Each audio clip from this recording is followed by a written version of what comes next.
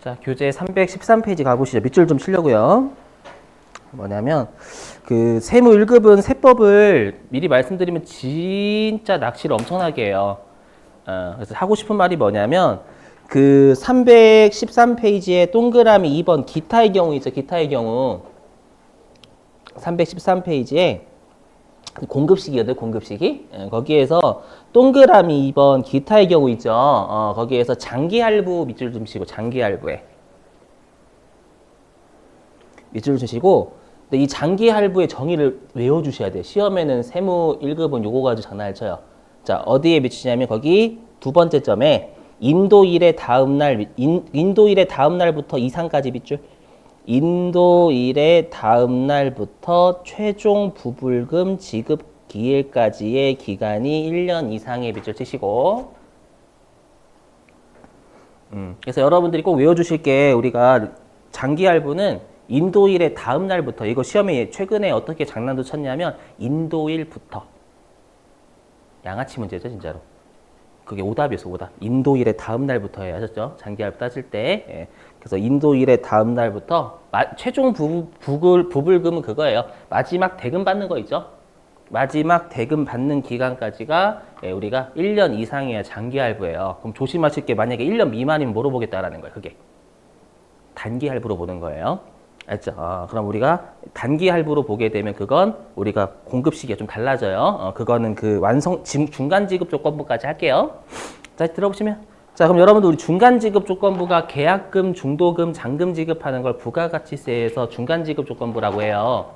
알죠? 이 중간 지급 조건부는 또 6개월 이상이다라는 걸 외워주셔야 돼요. 알죠? 그래서 어디에 미쳐주시냐면 세 번째 칸에 중간 지급 조건부 보이시죠? 중간 지급 조건부. 자, 중간 지급 조건부는요.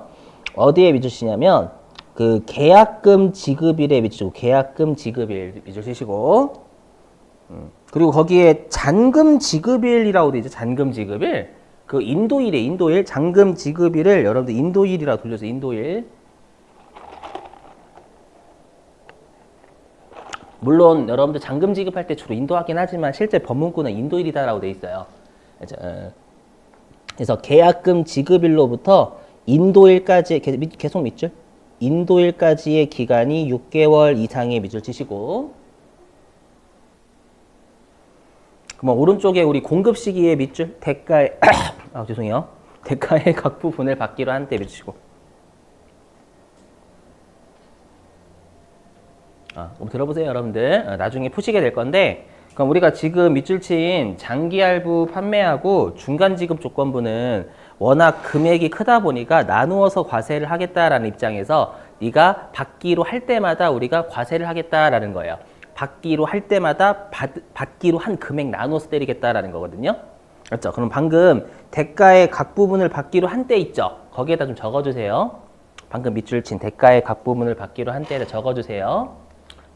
만약 뭐 if라고 하셔도 되고 영어 좋아하시는 분들은 쏘리요. 자, 만약 장기할부 컴마 중간지급 조건부 만약 장기할부 중간지급 조건부 판매의 요건을 만족하지 못하는 경우 공급 시기는 인도일로 본다. 공급 시기는 인도일로 본다. 공급 시기는 인도일로 본다.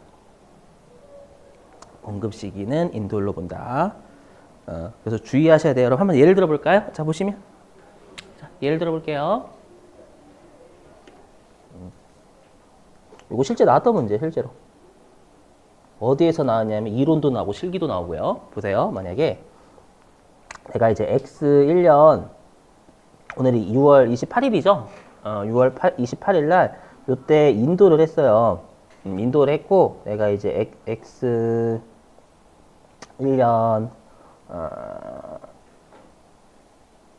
12월 1일 날 인도했고 물건을 500원에 인도했어요. 인도했고 X 1년도에 250원 약정. 그리고 이렇게 하지 말까? 이렇게 X. 그리고 X 2년 1월 뭐 28일 날 250원 받기로 약정을 한 거예요.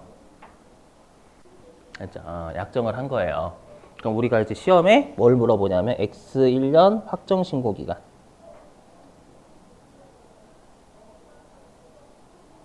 기간에 공급가액. 이 공급가액 우리가 실기 때 입력해야 되잖아요. 맞죠? 실기 때 입력해야 되죠. 좀 다르게 해볼까? 이렇게 해볼게. 죄송해요. 이거 좀 내가 날짜 애매한데? 이렇게 해볼게, 그냥. 지금 날짜 말고. 이렇게 할게요. 여기. 1년 4월 5일. 그리고 X, 어떻게 할까? X 1년 6월 30일에 250원 받기로 약정했고 X 2년도에 1월 4일날 250원 받기로 약정을 한 거예요. 그러면 이게 X 1년도 확정 신고 기간에 공급가액을 물어보는 거예요. 그렇죠? 그럼 우리가 일반적으로 그럼 X 1년도에 공급가액은 X 1년도에 500원 중에 250 받기로 약정했잖아요. 그럼 250이라고 입력하시면 큰일 나는 거예요. 이 250이 되려면 이렇게 1년 넘어가야 돼요. 알죠? 그래서 여러분들 여기다가 이제 입력을 할 때는 500원 이렇게 입력하셔야 된다라는 거. 500원. 무슨 말인지 이해되시겠어요? 지금 장기 할부 요건을 만족해요, 못해요? 못하죠? 인도일의 다음 날부터 마지막 대금 받는 기간까지 1년이 안 되잖아요. 그럼 인도일을 다 때려버리겠다라는 거예요.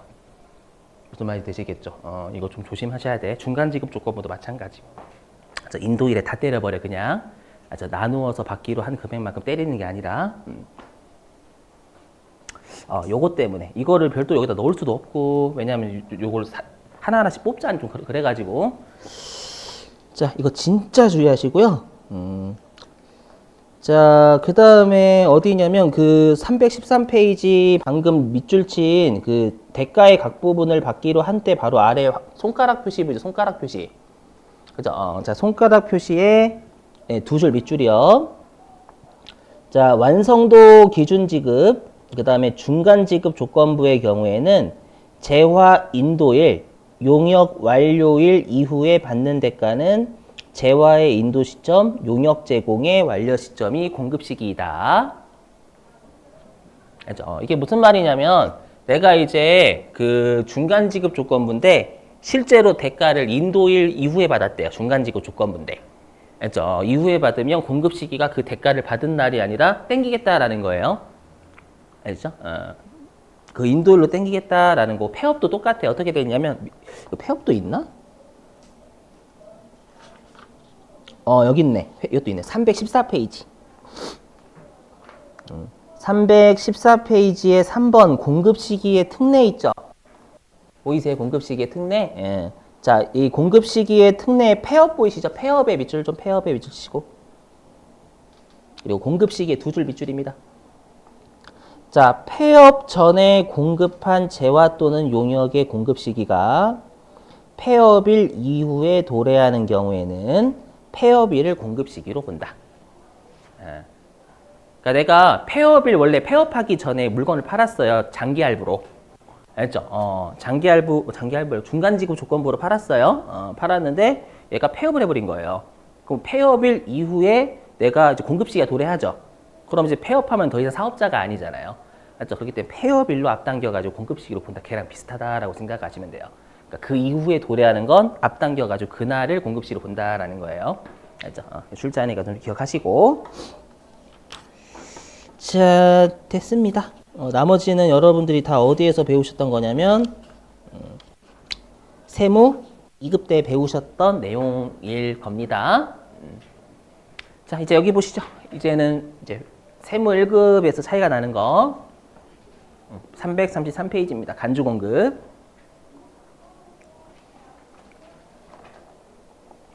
자, 보시죠. 간주 공급.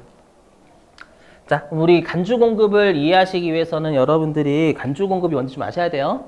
자, 뭐냐면 들어보세요. 자, 우리가 간주 공급은 뭐냐면 우리가 여러분들 과세 사업에 사용하면 매입세 공제가 되죠. 왜냐하면 과세 사업에 사용을 하면 매출세액을 낼 거니까 미리 매입세 공제해 준 건 잘한 거예요. 맞죠? 그리고 우리가 면세 사업에 쓰면 그거는 매입세 불공제죠. 그래서 우리가 이론상 매입세 공제, 불공제 여부는 언제 판단해야 되냐면 실제로 쓸 때, 과세 사업에 쓰거나 면세 사업에 쓸 때 판단해야 돼요. 이론상은요. 근데 우리가 매입세 공제나 불공제는 세무공무원들이 하는 거잖아요. 그럼 세무공무원은 이 사람이 과세 사업에 쓸지 면세 사업에 쓸지 알아요, 몰라요? 몰라요. 쓰는 걸 알려면 어떻게 해야 돼요? 가서 이렇게 쳐다봐야 돼요. 세무공무원이. 현대백화점에서 얘가 과세 사업에 쓰고 있나? 이렇게 봐야 돼요. 그러면 세무공무원 잘리겠죠, 여러분들. 또 가서 뭐하니 저거? 제가 매입세 공제 여부 판단하기 위해서 그만할게요. 재미없죠? 표정이 진짜 재미없었어요. 그래서 뭐냐면 세무서는 믿겠다라는 거예요. 뭐냐면 혹시나 너희가 네가 만약에 현대백화점이에요. 현대백화점 우리가. 현대백화점이 만약에 로봇 청소기를 샀어요. 그럼 로봇 청소기를 사면 로봇 청소기를 현대백화점 일반적으로 팔잖아요. 그럼 소비자한테 팔면 매출세액을 내겠죠. 그렇죠. 그래서 매출세액을 낼 거라고 기대하고요. 네, 매출세액을 낼 거라고 기대하고 매입하는 시점에 미리 매입세 공제를 해줘버려요. 여기까지 되시겠어요? 자, 근데 여러분들이 근데 만약에 그걸 어떻게 썼냐면 거래처에 접대했대요. 그럼 거래처에 접대하면 매출세액 내야 안 내요? 안 내죠. 안 내는데 매입세 공제만 미리 받았단 말이에요. 그럼 세무서는 손실이 발생해 버리죠. 미리 매입세 공제 먼저 해줬으니까. 그죠? 그래서 거래처에 그 물건을 처분한 것으로 간주해버려서 매출세액을 토해내게 하는 거예요. 본질은 매입세 공제해 준 걸 우리가 토해내게 하는 개념인데 예전에 법이 잘못 만들어져가지고 매출 쪽에서 제재하는 것을 운영을 하고 있어요. 맞죠? 근데 여러분들이 배우셨던 건 감가상각 자산이 아닌 간주공급이에요. 감가상각 자산이 아닌. 맞죠? 감가상각 자산이 아닌 간주공급이고요. 지금은 감가상각 자산, 건물 보이시죠? 건물. 맞죠? 그럼 여러분들이 좀 외워주실 게 있어요. 물론 곧 띄울 거죠. 요거 암기해 주셔야 돼요. 자, 요거 암기. 미리 띄울게요. 여기. 외워주셔야 돼요. 이거 반드시 암기. 세무일금 반드시 암기하셔야 돼요. 뭐냐면 우리가 건물 있죠. 건물은 1과세 기간에 5% 상각이 된다라고 봐요. 외워주셔야 돼요. 건물은요 1과세 기간에 5% 상각이 된다라고 보고요. 자, 그리고 이외의 감가상각자산 있죠. 건물 이외의 감가상각자산은 1과세 기간에 25% 상각이 된다라고 봐요. 반드시 암기해 주셔야 됨, 이거. 요거 부가가치 신고세 내거든요. 감가상각자산. 자, 그럼 보세요. 이거 외워주셔야 돼요. 요거. 자, 그럼 다시 이쪽으로 와가지고. 그러면 내가 이제 건물을 1,000원 주고 샀어요. 이 건물은 다 어떤 건물이냐면 택시 사업에 사용할 건물, 택시 사업. 그럼 우리가 택시 사업이면 과세예요, 면세예요? 택시. 택시. 과세? 그렇죠? 비싸니까 과세 이렇게 외우셨을 거예요. 택시 과세, 뭐 시내버스 면세. 그렇죠? 그래서 이 건물을 왜 샀냐면 난 택시 사업 하려고 건물을 산 거예요. 그렇죠? 그래서 이 건물을 1,000원 주고 샀어요. 그리고 매입세 100원 부담했겠죠. 근데 이 100원의 매입세 공제를 받은 거예요. 100원의 매입세 공제. 자, 근데 엄밀히 얘기하면 우리가 아까 건물 같은 경우에는 1과세 기간에 5%씩 상각이 된다라고 했죠. 그러면 엄밀히 얘기하면 이 매입세 100원 중에서 5%만큼만 공제해 주는 게 맞아요. 엄밀히 얘기하면. 맞죠? 왜냐면 실제로 100%다 사용해야 100원이 다 공제될 거 아니에요. 근데 세무서는 너를 믿겠다라는 거야. 아까 네가 만약에 실제 지금 과세 사업에 사용을 하는 거든 과세 사업에 미래에 사용할 거든 너를 믿겠다라는 거예요. 알죠? 그래서 어떻게 하냐면 지금 과세 사업에 쓰고 있는 5%든 미래에 사용할 95% 이것도 과세 사업에 쓸 거라고 믿어요. 믿고 미리 매입세 공제를 해주겠다라는 거예요. 여기까지 되세요. 그러면 이 매입세 공제 100원 된 거 있잖아요. 이 100원은 어떻게 쪼개지냐면 실제 과세 사업에 사용한 5%와 미래에 사용할, 그렇죠? 사용할 것까지 미리 공제해줘요. 부가가치세는요. 맞죠? 요걸 빨리 여러분들이 이제 받아들이셔야 돼요. 그래서 이렇게 95%를 공제해줘요. 그렇죠? 자, 그런데 자 이제 이 건물을 택시에 막 썼어요. 택시에 썼는데 요즘 택시 잘 안 되잖아요. 요금 많이 올라가지고. 그렇죠? 그래서 요즘 막 택시 그 법인 택시는 아예 장사가 잘 안 된다고 하더라고요. 보니까 사람들이 택시 잘 안 타잖아요. 요즘 요금도 많이 올라가지고 저번에 한번 저 택시 탔는데 되게 비싸더라고요. 맞죠? 한번 가니까. 그래서 이 건물에서 택시 장사를 하는데 택시가 잘 안 돼요. 맞죠? 택시가 잘 안 돼가지고요. 이번에 그러니까 이제 되게 요즘 소비 좀 잘 안 하시잖아요. 금리도 많이 올라가고 해가지고 다 여행 가시거나 아니면 소비 안 하시거나 그러잖아요. 맞죠? 그래서 아예 극단적인 가정해서 자 이제 시민들이 이제 돈을 아끼기 위해서 다 시내버스만 타고 다닌대. 맞죠? 국제유가도 한 300달러 됐다고 가죠. 국제유가 300달러면 여러분들 기름값 무지하게 나갈 거예요.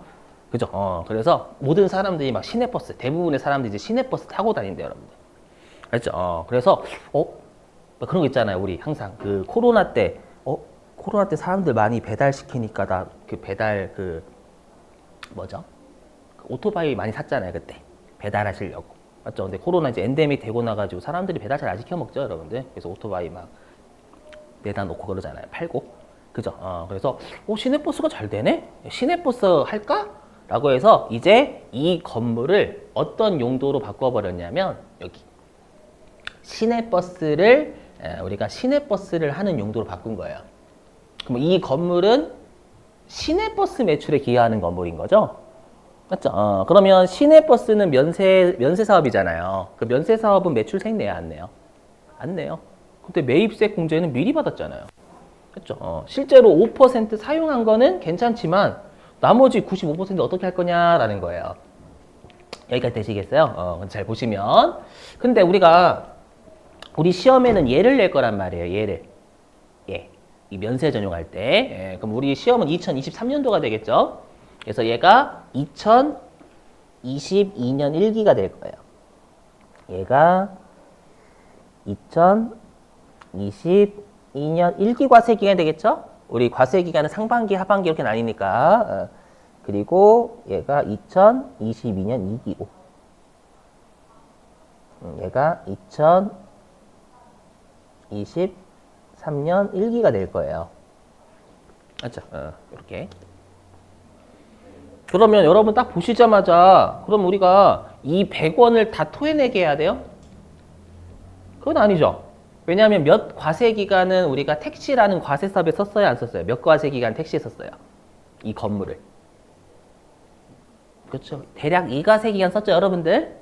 맞죠? 대략이라고 하는 이유가 있어요. 알죠? 그래서 대략 2과세 기간 정도는 우리가 과세 사업에 썼잖아요. 그럼 과세 사업 썼으면 10%만큼은 매출세를 냈을 거란 말이에요.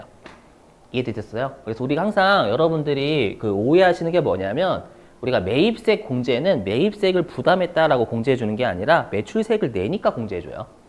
그래서 매출세, 과세가 되는 비율과 매입세 공제가 되는 비율은 같아야 돼요. 오케이?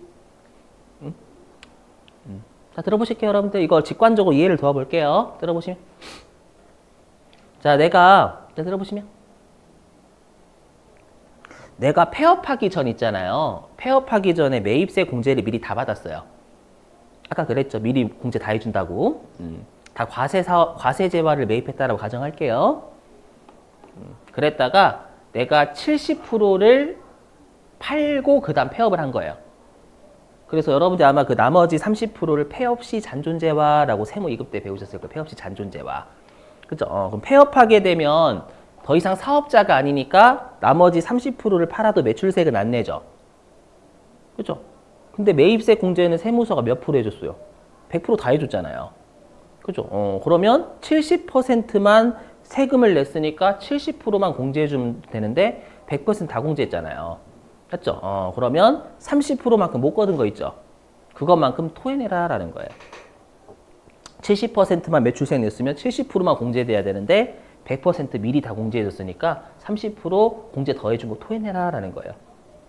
이해되세요? 이걸 듣고 여러분 뭘 느끼셔야 되냐면 아, 과세, 매출세액이 과세가 되는 비율만큼 매입세액이 공제가 되는 게 맞아요. 무조건. 되셔요? 한번 잘 고민해 보세요. 70%만큼 냈으면 70% 공제 받아야 된다는 의미예요. 그래서 얘는 이 과세 기간 동안 사용했으면 5%에 이 과세 기간 하면 여러분 10%만큼은 과세섭에 썼잖아요. 그러면 10%만큼 공제해 주는 건 맞아요. 그러면 남아있는 90%만 토해내게 하면 되는 거예요.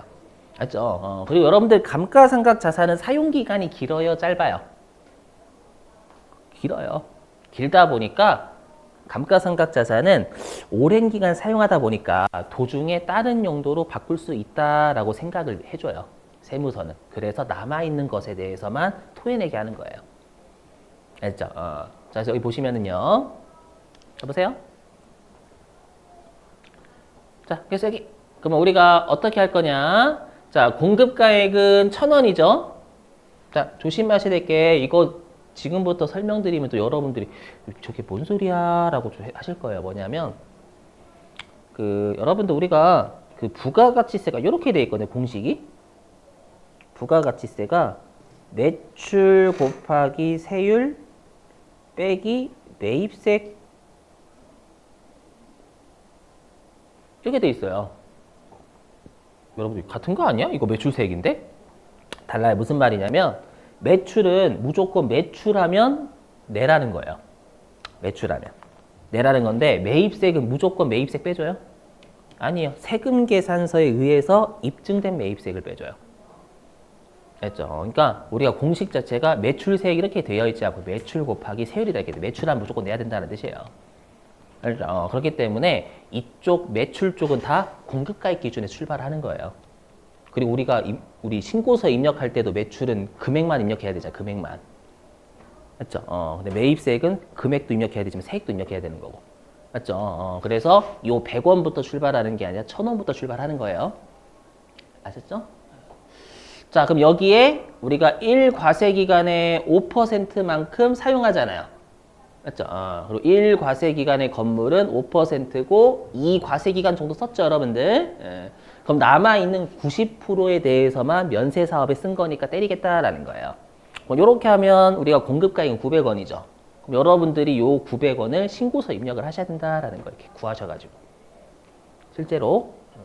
그럼 여기에 10%를 곱한 90원을 내는 건데 우리 매출 쪽에서는 90원은 지가 알아서 컴퓨터 구하죠. 금액만 집어넣으면. 맞죠? 이렇게.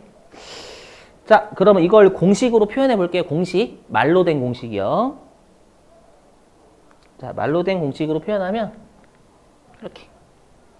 자, 여러분들 이거 주의하실 게 이제 간주 공급이 나오면 감가상각 자산이 아닌 것과 감가상각 자산인 걸 구분하셔야 돼요. 해볼게요. 자, 여기. 자, 일단 감가상각 자산이면 방금 남아있는 게 미상각잔액이죠? 상각되지 않고 남아있는 거. 이거 어떻게 구하냐라고 하면 매입가액이죠. 1,000원. 그래서 1,000원 출발. 곱하기 1 빼기 상각률 경과된 과세기간수. 요렇게. 알죠? 자, 그러면 상각률은 아까 떼었지만 여기 건물은 5%, 나머지 감가상각 자산은 25%. 이렇게.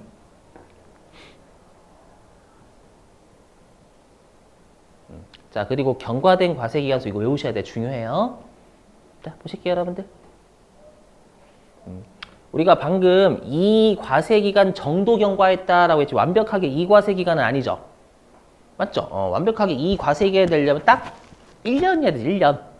맞죠? 그래서 잘 보세요. 뭐냐면 내가 지금 과세기간을 따질 때 우리가 과세기간은 부가가치세가 어떻게 돼 있냐면 1월 1일부터 6월 30일까지를 1기 과세기간이라고 하잖아요. 그리고 7월 1일부터 12월 31일을 2기 과세기간이라고 하죠. 맞죠? 근데 여기에는 이 과세기간 중에 취득을 하게 되면 완벽하게 1과세기간이 들어오지 않잖아요, 여러분들.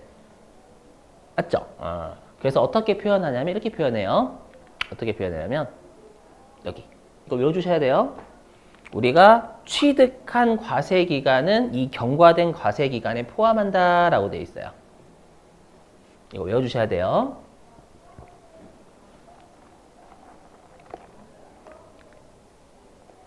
이렇게 보겠다라는 거예요. 여기. 문구는 이렇게 돼 있어요. 여기 보시면 우리가 과세기간 중에 해당 자산을 매입하면 감가상각 자산을 매입하면 우리가 과세기간 초에 취득한 것으로 간주한다 이렇게 돼 있어요. 법문구가요. 그리고 여기 면세 같은 데 전용하면 요게 과세기간 개시일 요 초에 면세 전용한다라고 돼 있어요. 법문구는 그래요. 그렇죠? 근데 이렇게 하지 마시고 여러분들이 보세요. 자, 일단 3과세 기간은 될 수가 없어요. 왜 3과세 기간이 될 수가 없냐면 3과세 기간이 경과하려면 내가 1월 1일 00시 00에 건물을 사야 돼요. 그리고 면세 전용을 6월 30일 24시 땡땡에 면세 전용하면 완벽하게 3과세 기간이에요. 이해되세요? 그렇게 하는 미친놈은 없어요. 무슨 말인지 되시겠죠? 그렇기 때문에 완벽하게 3과세 기간 될 수가 없는 거예요. 그래서 당연히 상식적으로도 2과세 기간이죠. 2과세 기간 정도. 맞죠? 그러면 우리가 그럼 2과세 기간 따지려면 이렇게 되는 거잖아요. 안녕하세요. 자, 여기를 포함하고 여기는 당연히 포함하고 여기를 포함하지 않던지. 맞죠? 아니면 2과세 기간이니까 얘를 포함하지 않고 얘를 포함하고 얘를 포함할지 정해줘야 될 거예요. 법에서. 맞죠? 법에서는 얘로 보겠다라는 거야. 요거. 그래서 취득한 과세기간은 경과된 과세기간에 포함하겠다라는 거예요. 되시겠어요? 그리고 해당 면세 전용하거나 나중에 하는 또 다른 동네가 있어요. 면세 전용하거나 그러면 그 과세기간은 경과된 과세기간에 포함하지 않겠다라고 돼 있어요. 그럼 지금 눈으로 봐도 몇 과세기간이에요? 그렇죠. 여기 포함이니까 1, 그 다음에 2, 그 다음 여기는 포함하지 않을까? 딱 2 과세기간 지난 거예요. 그렇죠. 요거 문구 그대로 외워주셔야 돼요. 꼭. 자, 근데 이제 문제가 있습니다. 자, 그럼 질문 자, 감가상각 자산이 아니래요. 맞나? 맞구나. 그럼 감가상각 자산이 아니래요. 그럼 감가상각 자산 아닌 게 대표적인 게 우리 시험에는 재고자산 내거든요. 그럼 재고자산은 오랜 기간 사용을 안 한 거죠. 우리가 감가상각 자산은 사용한다라는 개념이 있지만 재고자산은 사용한다라는 개념이 없잖아요. 재고자산은 사용하지 않고 수셔 받고 있는 거예요. 창고에. 이게 만약에 건물이 아니라 재고자산이라면 사용을 하지 않고 그냥 건물에 처박아 놓은 거예요. 그렇죠? 그래서 우리가 재고자산은 남아있는 것에 대해서만 때릴게 이런 표현을 쓸 수가 없어요. 사용 아예 안 하고 있는 거니까. 그렇죠? 그래서 원래는 우리가 매입가액인 1,000원으로 공급가액을 봐야 되는데, 그렇죠? 왜냐면 남아있는 게 없잖아요, 여러분들. 그렇죠? 남아있는 게 우리가 사용하고 남아있다라는 게 없어요. 그냥 계속 그냥 가지고 있는 거예요. 그렇죠? 그럼 괘씸하니까 이때는 매입가액이 아니라 시가로 때려요. 그래서 여러분들이 세무 2급 때 배우셨던 간주공급은 다 감가상각 자산이 아닌 애들이에요. 아마 여러분들이 세무 2급까지는 간주공급은 시가로 과세한다 이렇게 배웠을 거예요. 그죠? 그거는 감가상각 자산 아닐 때. 알죠? 얘는 사용을 하지 않고 계속 창고에 처박아 놓은 거니까 이 새끼야 왜 안 팔고 가만히 그 창고 안에 처박아 놨어? 해가지고 제재를 때리겠다라는 거 시가로. 알죠? 감가상각 자산은 오랜 기간 사용하는 자산이다 보니까 도중에 약속을 어길 수도 있다라고 생각을 해가지고 남아있는 것에 대해서만 제재를 하겠다라는 거고요. 요거. 자, 그럼 밑줄 좀 치러 갈게요. 자, 교재 333페이지. 자, 333페이지 5번 과세표준 특례 있죠? 계산 특례. 예. 자, 계산 특례에서요. 자, 가로 1번 간주공급 있을 거예요. 간주공급. 자, 거기에서 원칙의 밑줄, 밑줄치고 원칙. 거기 원칙 밑줄 치시고 오른쪽에 시가의 밑줄이네. 시가 옆에다가 적어주세요. 가로치고 감가상각 자산 X. 감가상각 자산 X. 그래서 우리 간주공급에서 시가로 때리는 건 감가상각 자산이 아닐 때 얘기하는 거예요. 자, 이제 두 번째 칸에 감가상각자산 보이시죠? 자, 감가상각자산은 거기 취득가액서부터 밑줄 좀. 취득가액 곱하기 1 빼기 여기서 체감률은 상각률 얘기합니다. 상각률. 자, 체감률 곱하기 경과된 과세기간의 수. 그 경과된 과세기간의 수에다가 여기 이거 적어주면 됩니다. 경과된 과세기간 수에다 요거 있죠. 취득한 과세기간은 포함. 우리가 해당 과세기간은 불포함. 안 적혀 있어가지고 그 경과된 과세기간 수에다가 취득한 과세기간은 포함, 해당 과세기간은 불포함.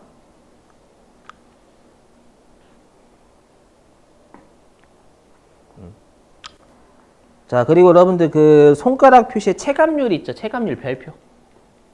상각률. 자, 밑줄 좀. 건물, 구축물 5% 밑줄 치시고, 그 다음에 기타 25%의 밑줄 치시고. 자, 그럼 여러분들 이거 당연히 계산을 할 줄 아셔야 나중에 실기도 입력 가능하겠죠? 그죠? 그래서 어디 피시냐면은요, 저자분이 연습시키기 위한 걸 준비해놨어요. 자, 335페이지입니다. 335.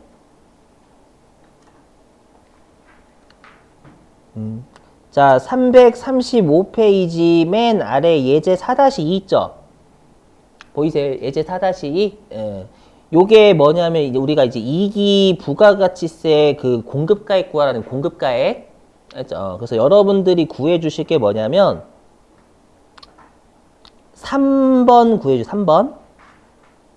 그 다음에 5번. 그 다음에 어디 있냐면 8번. 그 다음에 한 페이지 넘기셔서 336페이지. 9번부터 13번까지. 그래서 3번, 5번, 8번, 9번부터 13번에 공급가액 구하시는 거예요. 근데 여러분 공급가액이 없을 수도 있어요. 왜냐면 우리 세무 1급의 신고서에 그 간주 공급에 해당되지 않는 것도 같이 내버려요. 알죠? 그래서 여러분들이 판단하실 얘는 공급가액이 있고 얘는 공급가액이 없고 얼마고 이런 것들 판단해 주셔야 돼요. 좀 시간 드릴 테니까 한번 해보세요, 여러분들.